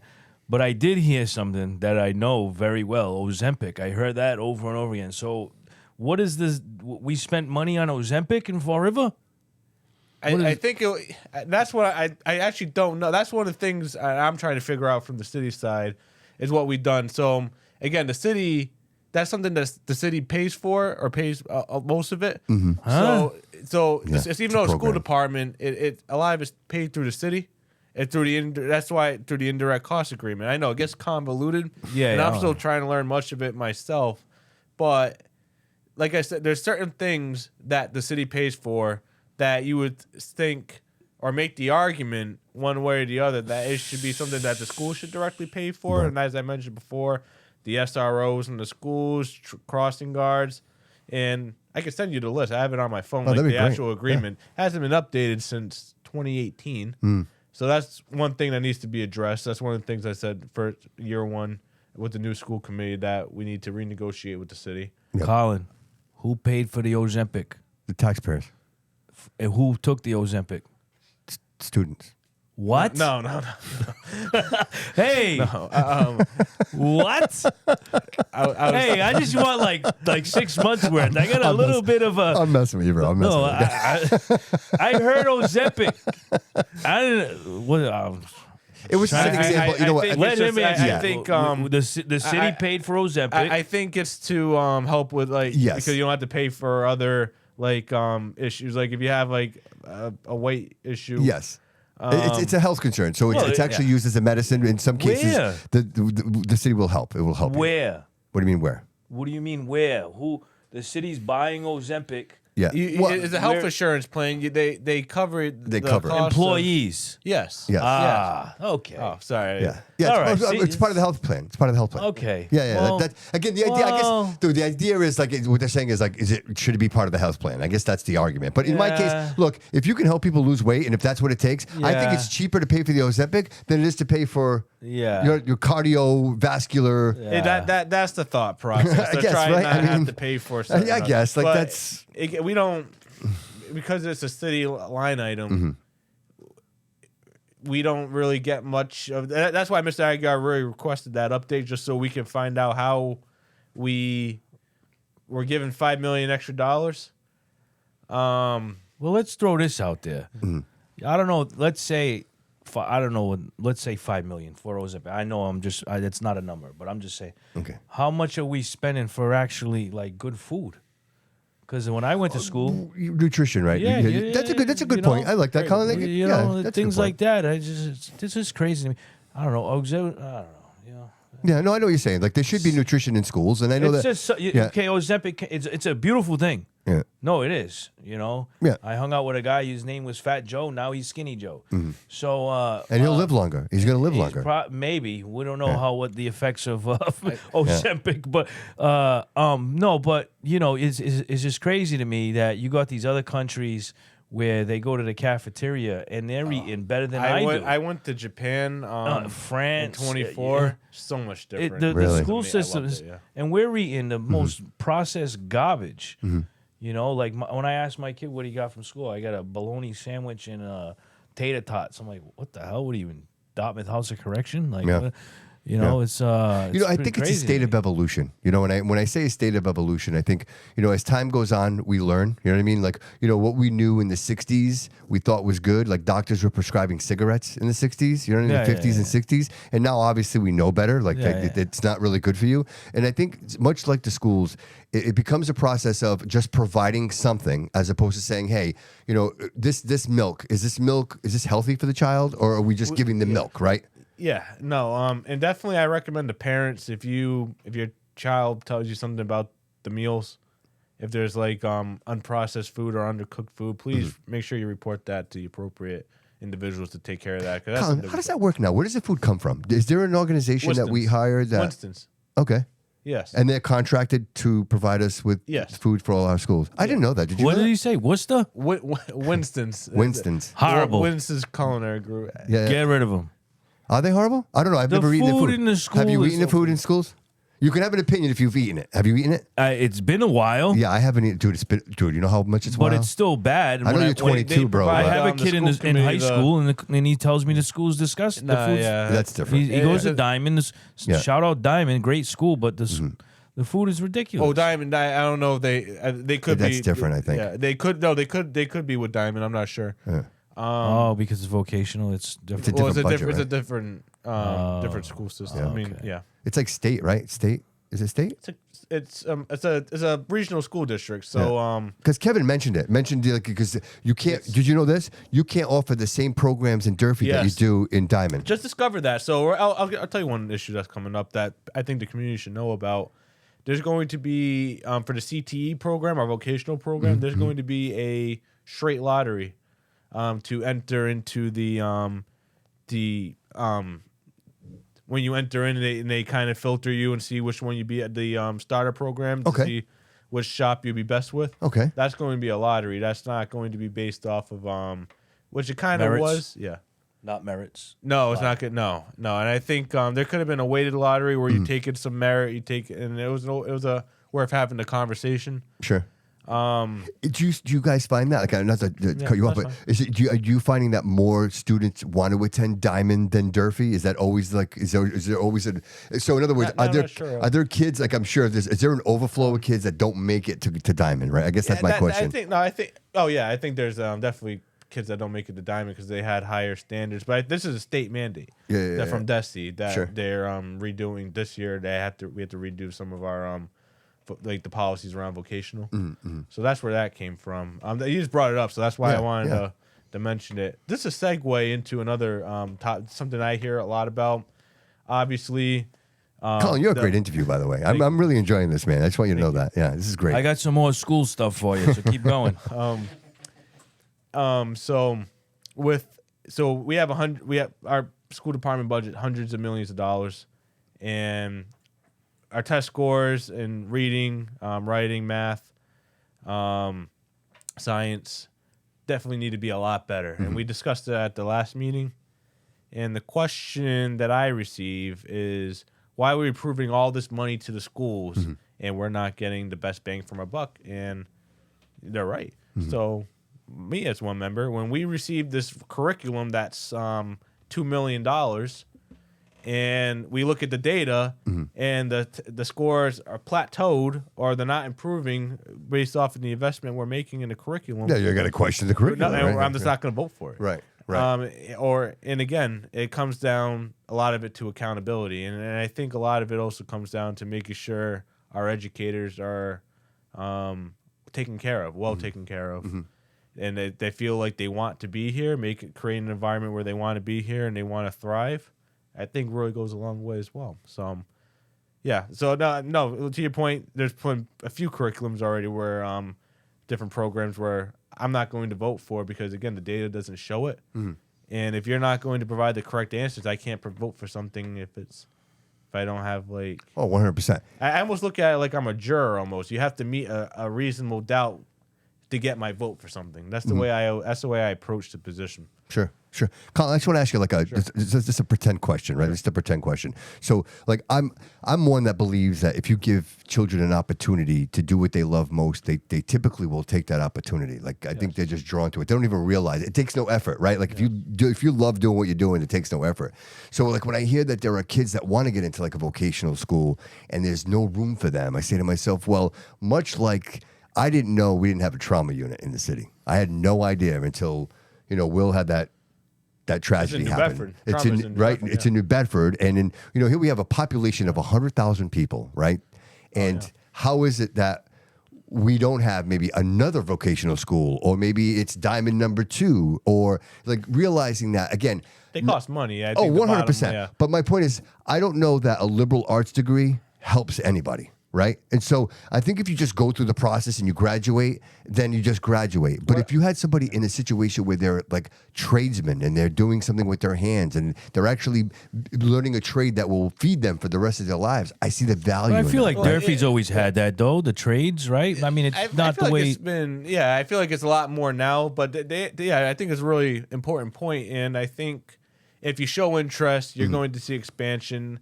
I think the CTE program overall is really good, and it's something that we cherish as members of the school committee. I think I can speak for most members when I say this. Yeah. It's something we want to see expanded and kept around. Sure. I think if there's interest, you're going to see a program expand. Obviously, with Diamond, it's a regional high school, so you have representation. You have members. They have their own school committee where they're actually appointed. I believe 2 or 3 members are appointed by the mayor, and every other town has an elected position where you can run for Diamond School Committee. Oh wow! So that's the way that works. And there's different funding formulas for them, and those get intertwined as well. Especially like the charter schools, they take away from the public schools. Yeah. You like the charter schools? I'm not opposed to them. I'm fine with the ones we have now. Can you get my daughter in? She's starting school next year. You know what? I asked Loco to come he here brought today it up to me, because he's exactly the example. So I'm the guy. Loco has a young daughter who's going to be entering the school system, right? Next year. And he has a son who's leaving this year. Leaving this year. So he's got children at bookends. And I really want, what a great opportunity to be here and share your experience of what it's been like for you in the school system. I know you Diamond, right? Your son goes to Diamond. Yeah. But nonetheless, Go Bengals. What's it been like for you, bro? You know what I mean? And do you have any apprehension about putting your daughter in the current public school system? I honestly, I have no complaints with my kids, and it maybe because of my past and how I was the complete wrong model for a student. So I've raised my kids the exact opposite, and they're great kids. So I don't really have any complaints, I guess you could say. But your daughter's starting with preschool? Yeah. So she's a November 26th, so she'll be 5. But so because she's my little cousin had missed it, she couldn't go this year. So so she'll start next year. There's like a half. There's actually, speaking of programs, there is a preschool program that the Fall River Public Schools but offers. it's like 2 hours a day or something. I like know, but you drop them off and then you're picking them up at noon. It's like, what was the point? 2 hours, but I get what you're saying. 2-3 hours. Yeah. We were gonna do that, but it was like you should just stay at daycare and but yeah, no. I mean, all right. So we're talking to me. Hi, I'm here. So I got some stuff for you. Boomer had said something. We'll be seeing in a few minutes. Yes, we're going to see he's downstairs. Yeah, he's downstairs. Oh, he's coming up here? No, we're going down. Wait, what? We're going downstairs To see Boomer? Yeah, he's downstairs in the restaurant. Oh, all right. No, I didn't know it was. All right. Anyway, so welcome to the show. Maybe the guy didn't win because too much of what's wrong and not too much of what's he's going to do. That's my personal opinion. I did vote for the guy. Coogan has done many things for me over the years. I just wanted to see some change. That's just me personally. So one of the things that I like that Boomer said, and I didn't stick to his guns, and I'm going to talk to you since you're in the schools and all of that, is your thoughts on the RPA school. Yeah. When I was in high school, when you turned 16, you could get expelled. Nowadays, I think they try to keep you in the school system. But back then, they sent me to what was called the alternative school. Yes. And I got kicked out of the Durfee, and then I went to Portsmouth High, where my mother was living in Portsmouth. I got kicked out of there in 3 days. And then I tried to come back I tried to repeat freshman, came back to Fall River. I didn't last in Durfee again. They sent me to alternative. I was in there like 2 days or 1 day, something. And they were in there teaching us 2 + 2 and how to spell cat.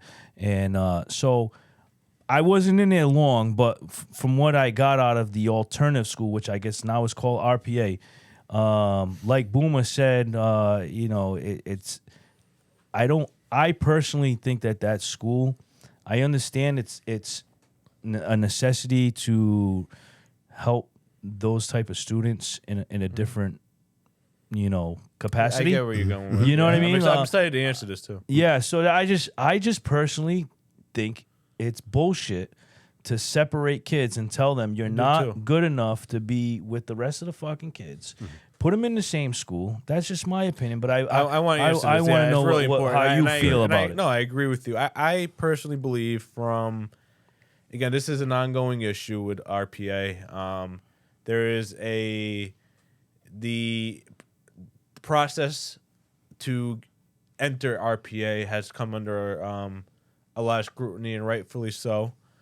And my opinion is, just again, from speaking with the administration on this, from seeing presentations, that in my opinion, first I'll start with my opinion. I believe RPA and actual alternative high schools separated from Durfee needs to be limited in capacity, very limited in capacity. Because now my opinion, when I went to it, it was probably maybe 15 kids in it when I went to it. It's more now, but it's starting to go down. And rightfully so. I think there are many kids in that school that should be at Durfee, my opinion. And they're there either for mainly attendance issues, which or things like that. So not more so behavioral. My reason was behavioral. Not even just behavioral. I was gonna say when I was in high school, I graduated in 2018, and there was a lot of people going there for attendance issues. Exactly, that was ridiculous. And they were amazing, like people in school, and they still got sent to RPA. Is that what Boomer was mentioning? Like it was being treated like a prison, like they were punishing. Yes, I think that was a part of it. Okay. But that's one of the main issues. The attendance, you shouldn't be just sent there. And I personally think that was just to keep Durfee's attendance numbers looking higher. But that doesn't address that doesn't address the root cause of why those students aren't attending school. So there's that. Yep. And I forgot where I was going with this, but I think now there's different programs that are being offered that start being more hybrid models, like CTE, for example. We could start moving more students into Durfee, and there always needs to be what needs to happen. What I've been advocating for is every student at RPA should, if they choose, have a path to go to Durfee, which they say path is yes, back to Durfee if they choose to. Yes. Okay. 1, 2. Involuntary transfers need to stop. It's a liability, and I promise you when I say that it is a big liability. What do you mean involuntary transfers?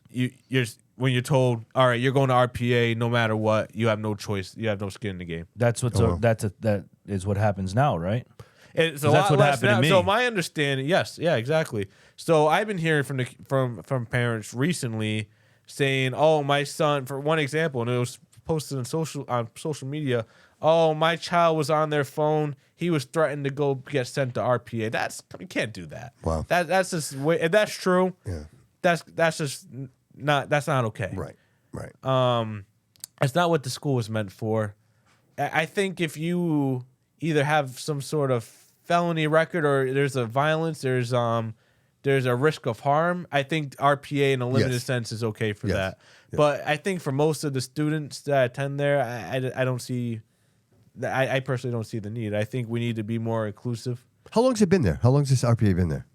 That's my old. Because I remember it being cussed. It was cussed when I remember being cussed. I was born in 2000, so. Oh, before then? It's been before then?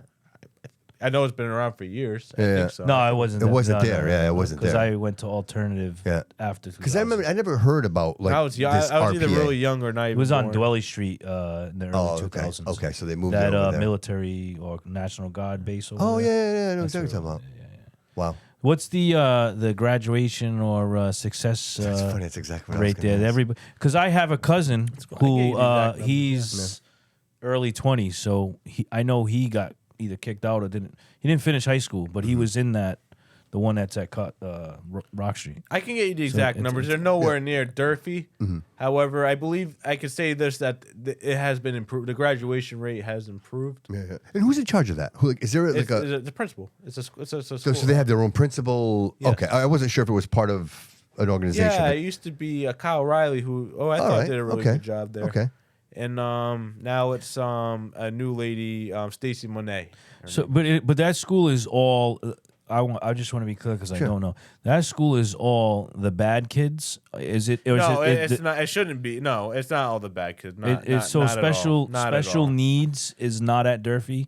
Is it in RPA too? Oh, you're talking about special education? No, that's throughout the district. You do have special you do have either inclusion sub-separate throughout the entire district. You have classes at Durfee.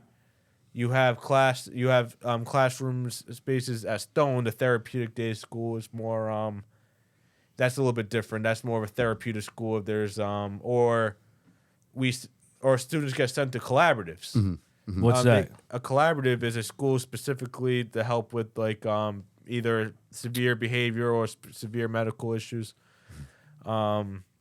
and so. But that's something we need to crack down on as well. Is we want to definitely help our students in house if we can. Right. And I think our assistant superintendent Lori Obachain, she does really good. Like I'm confident in her leadership in leading that department. It's definitely still we have a lot more work to do in terms of increase the numbers there as well, like graduation rates and like the test scores as well. Sure. There's some work there, but So listen, I want to put you on the spot, but I'm a sports fanatic, and he mentions the Bengals, right? And Yeah. Hilltop is kind of in my blood. Tomorrow for playoffs start tomorrow. Diamond Bengals first round. So I know that the sports program is a big deal, And do you feel, Colin, that we're investing enough into the sports for our students? Because I know that there's a lot of need, and this is probably like the lowest of the important things. But no, I don't.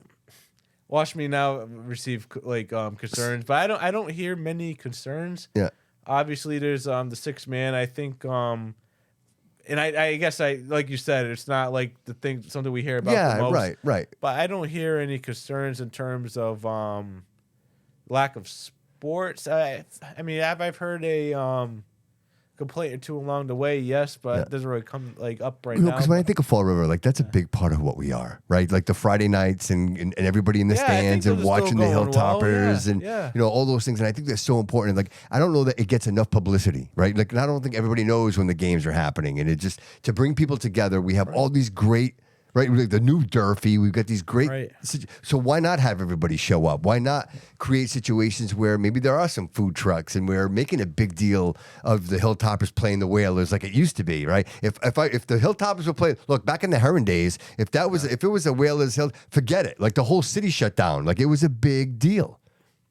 Now I think it's not. I think we need to build more camaraderie. I think there it is. That's it right there. That's what it is. And I agree with you. Have you been to a football game? Yeah, I've been to a couple. Yeah. I've been to a couple. Recently? Yeah, no, what I'm pretty saying good. is, one of my point is, like, I'm saying bring it bigger. Like, why not have more? Like, let the city know. Parade. Whatever, residents. Like, make it a big deal. Look, if you go down south, like the southern states, football's a big deal. Oh, High school yeah. football Oh, is yeah. a big deal. Like Friday Night Lights. Why? marching band. Right, and we have the passion here. Like, everybody loves, whether you're the Bengals or Well, the I Hilltop. think Durfee's not doing too well right now, right? Again, the investment in the sports, like, why not? Right. I think it's low hanging fruit, man. Like I know we have budget issues and there's so many other ugly things that are happening, but I think this is brings something positive. Yes, this is something great, and I think it brings the community together. Like everybody gets involved. It does 100%. So if I'm just trying, if you have any ideas or anything, we can try and all right rebuild. I'd like to see how the attendance is going to games. Yeah. If it's because parents show up. I mean, yeah, I don't know if we post. I know in we live stream the games, and maybe that's good. Maybe that's people stay home because they know they can live stream it. Maybe that's a part of it. Yeah. So I like to see that, and then Well, I just think look, whatever we can do to bring the community together, right? Like I feel like we're just in person. I also feel like a big thing when it comes to sports and people watching it, like quality kind of has to be up there too, you know. Sure. Yeah. But you know what? We complain about Says people the not showing up media to guy. vote. Yeah. Like, okay, nobody shows up to vote. And my question to everybody is the same one. Why? Well, you know what?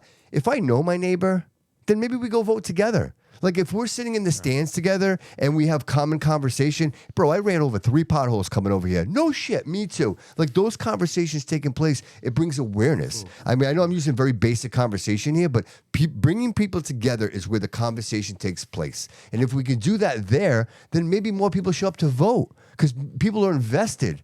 You know, like I remember going to fix the fields. Like my kids weren't even playing sports, and I would volunteer, and I'd go to Columbus Park, and I'm over there with a rake, and I'm like, it was community. I knew the people around me. I think we do have. Maybe they're not advertised enough, and I know some people say we shouldn't advertise but I think sometimes we do. Community. How about vendors? How about people in the city showing up to the games, selling like what the people that showed up for your event? Yeah, selling the things that they create, having some tents set up. That's the thing the school committee can, and it's something we can tackle as well because we approved the policy. It's one issue. I don't mean to sidetrack. No, please. However, I have an issue with the amount of fees we charge for the use of schools. Okay. Obviously, you should be able to pay for the services if like it's custodian, security. You need those things, and that should be paid for by the vendor. But we go beyond that to make profit, and I think we go a little overboard with how much we're charging community organizations to use our facilities, and I think that's something we could look into to again promote more events to take place within the community. I know for example, I know a dance studio that had to pay an arm and a leg just to use one of the middle schools, and I looked at the price for one night. It would blow your mind. It would blow your mind. It was thousands more than what I thought. And at that point, just for one night to use a facility. Yeah. So I'm going to come at you from the artistic side because I'm in the art community.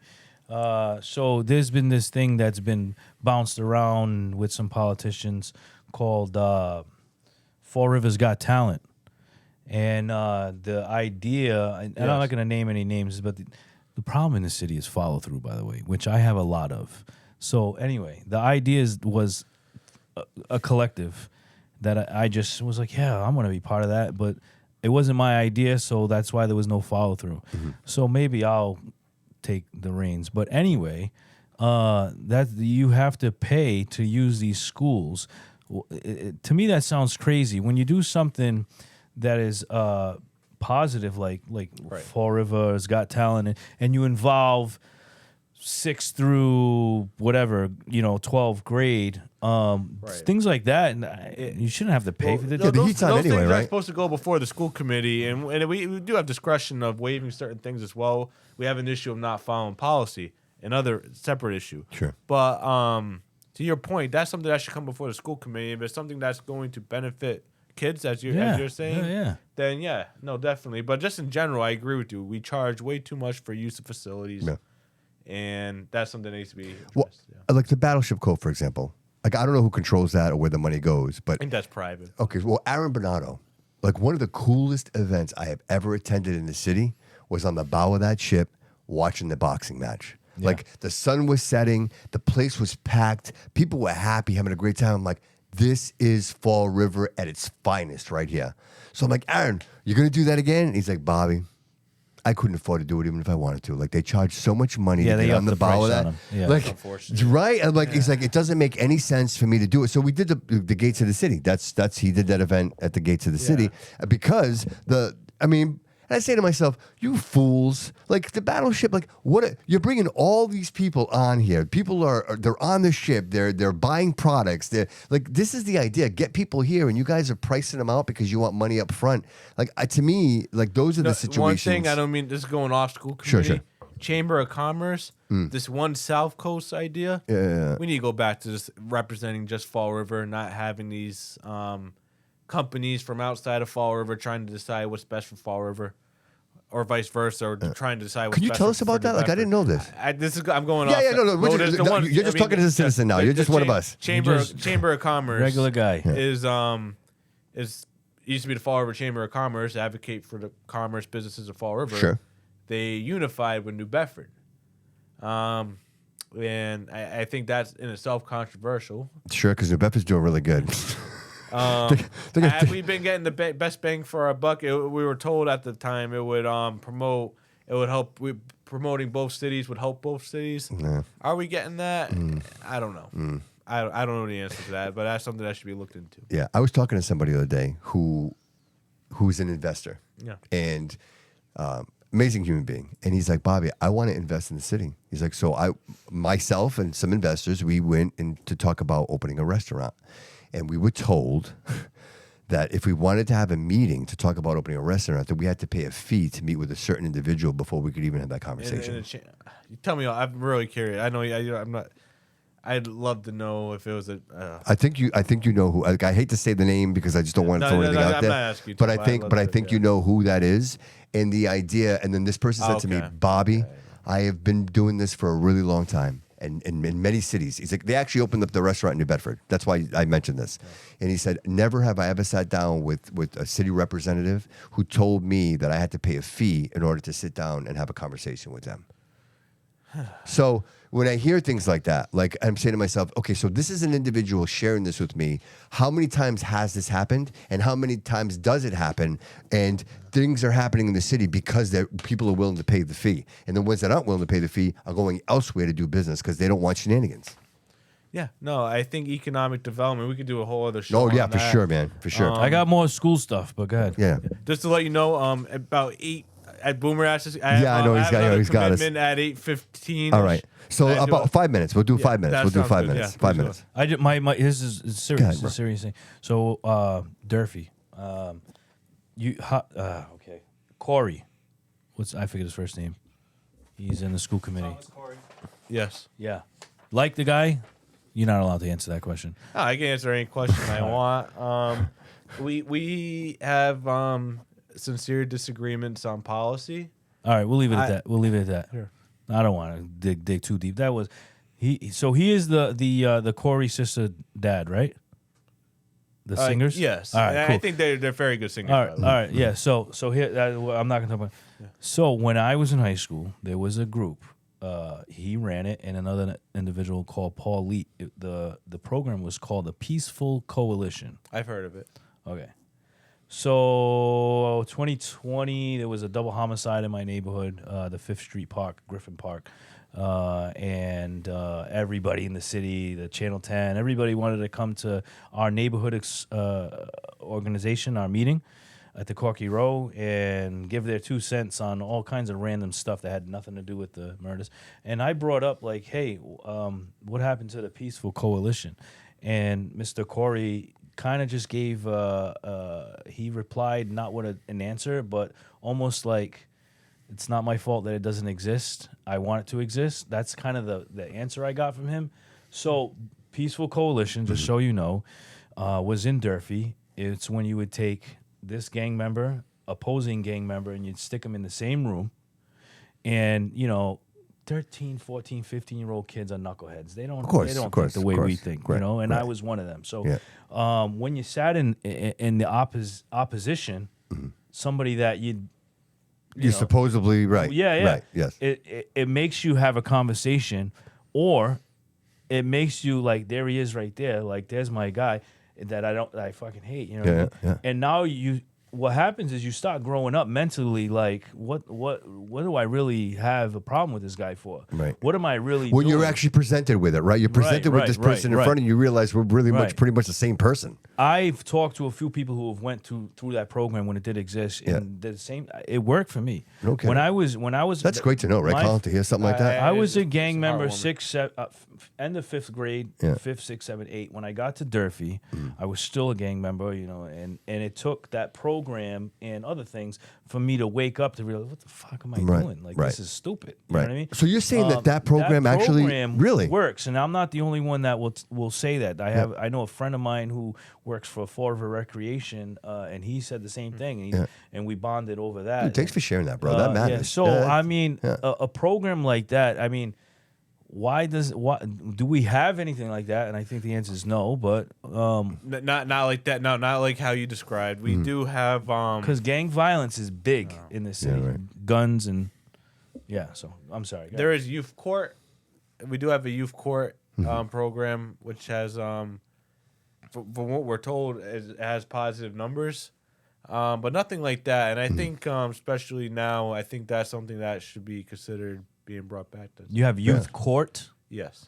Like legality? No, it's a program where it's a court. You plead to a certain charge, and it keeps you from going to real court. Oh, okay. Okay. So from having a record, that's the point. But so giving you a chance. This is the consequences if you don't smarten up. But it's not like how hey, I know Bobby's a member of this, and I know Jody's a member of that. No. Put them in the same room. No, that shit works, bro. That's it.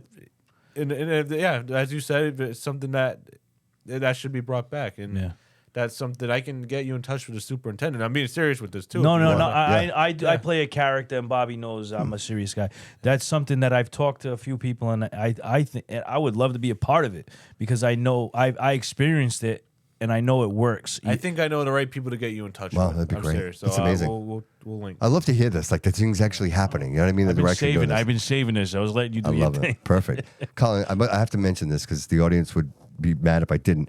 They're all saying that you look stunning today. So I just want to, like the man looks dapper. They like the tie, man. They keep saying the tie. Colin, that tie. Saying stunning tie. Yeah, Colin, that tie looking amazing right now. This is an inside joke. The tie. I think I don't know, but there's a joke because someone, I think it was the mayor. No, it was Paul Coogan. I remember this specific video because I laughed at it because Paul just walked in. He was like, "Hey, Colin, nice tie." It was stunning. So that's what it is. I don't know. I think that's, but thank you. Well, this is amazing, Colin. I'm just so grateful that you came into the studio today, bro. I know that we tried to get you in here before, and just things didn't work out. And I'll be back. Absolutely. Look, I actually wanted to mention that and say to you that moving forward, brother, if you ever this is your look, whatever you have to say, whatever you want to do, you're always welcome here.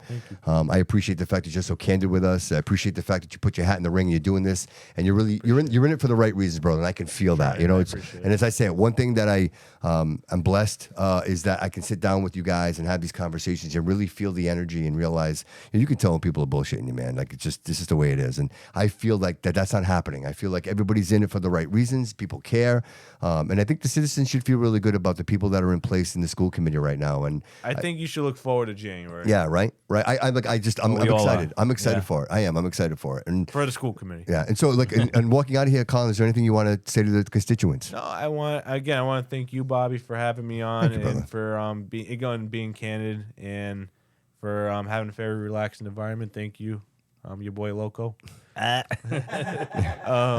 And make sure, please stay involved. If you have any questions, please reach out. And thank you. Yeah, thank you. How about you, Loco? What do you got going on here? What's this all about? Oh, we're gonna talk about my. Well, my question is how do you get your face on that box? That's what I want to know. This is a brand. They make it in Mexico. It's tequila. It's reposado. It's really good. They asked me to be an ambassador, so you can contact me and we'll get you guys. All right. So two things I want to talk about just real quick, and then we'll walk out of here. November 1st, you had an event. November 1st? Yes. I did? You did. You had the... that already happened.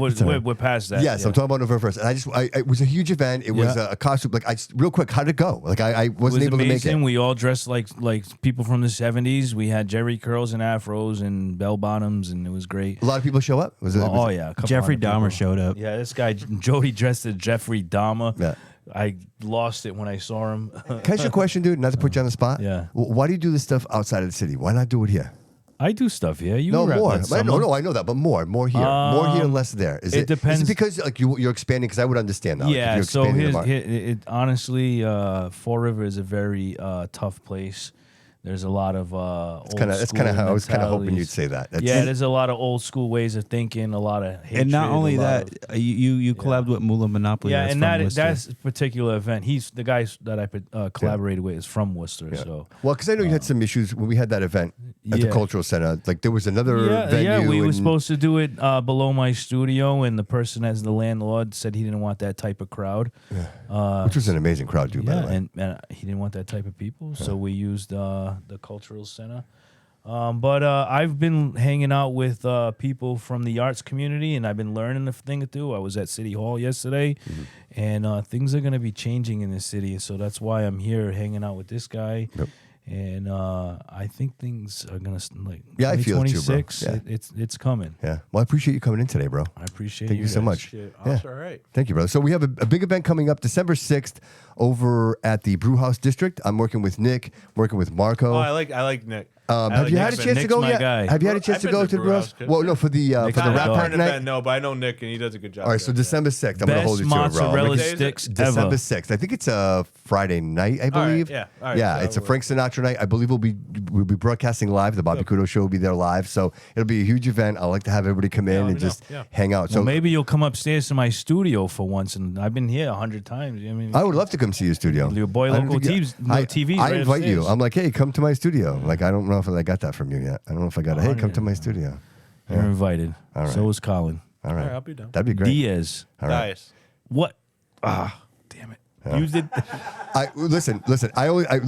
In my defense, like when I was doing research on him, I went for pronunciation, and because it said Diaz, I'm like, oh well, I'll go. No, with, my mom. No, here's the thing. My mom sent me your like preview. Yeah. And he's like, make sure you correct it. And I Isn't Diaz with a Z? It is, Yeah, but I Diaz. thought you said It's Diaz. Diaz, and he said Diaz. No, it's the other way. I knew it was Diaz. Yeah.